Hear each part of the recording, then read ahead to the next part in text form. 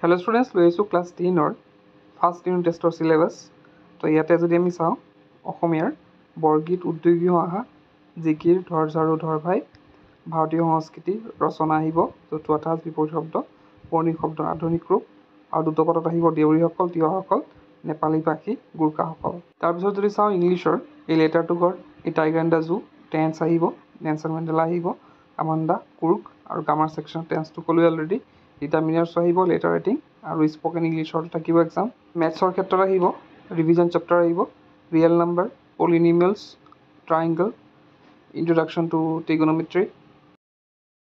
তো ছায়েন্সৰ যদি চাওঁ light reflection and refraction life processes periodic classification of elements heredity and environment.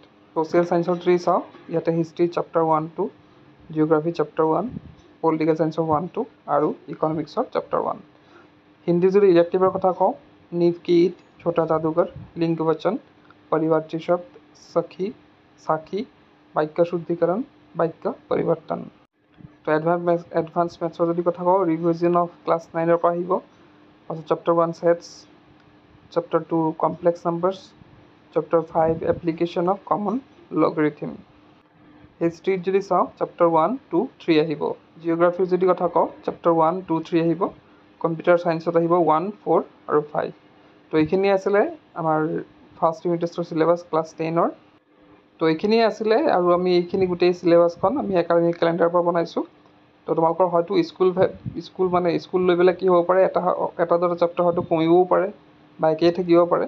তো সেইখিনি পিছত দেখা যাব যদি পঢ়াই হৈ যায় গোটেইখিনি আহিব আৰু যদি কেতিয়াবা হয়তো এনেকুৱা হ'ব পাৰে পঢ়াই নহ'বও পাৰে যিহেতু জুন মাহত আছে গতিকে হয়তো এটা চেপ্টাৰ কমিবও পাৰে। তো সেইখিনি সময়মতে দেখা যাব। তো বেছিক এইখিনি বস্তু আছে এইখিনি ফ'ল' কৰিব লাগে সকলোৱে। তো এইখিনি আছিলে আজিৰ ভিডিঅ'ত শেষ কৰিলোঁ। কিপ ৱাচিং একেলা।